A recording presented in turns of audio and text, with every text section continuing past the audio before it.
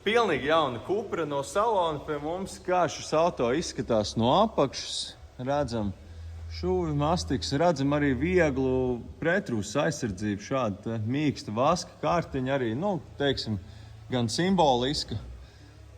Jā, varbūt uz gadu, diviem šāds noturās, bet mēs veicam pretrūs apstrādi ar ļoti līdzīgu materiālu, arī ar vasku, bet sapūšam to bagātīgi ar fluidfilmu vasku visos dobumos. Visur uz grīdas šādi izskatās rūpnīcas vasks. Mūsu materiāls ir ļoti līdzīgs, mīksts materiāls, drošs, arī neietekmē jaunu auto garantiju.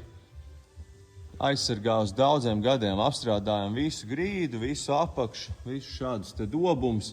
Arī arkās, kur ir arī rūpnīcas vasks uzpūsts, pūšam pa virsu, un šis materiāls mūs aizsargā šo auto vismaz uz 6-7 gadiem uz rāmju. Un dobumos ārkās sapūšam biezo vasku, kas ir vismaz 10-15 gadus aktīvs.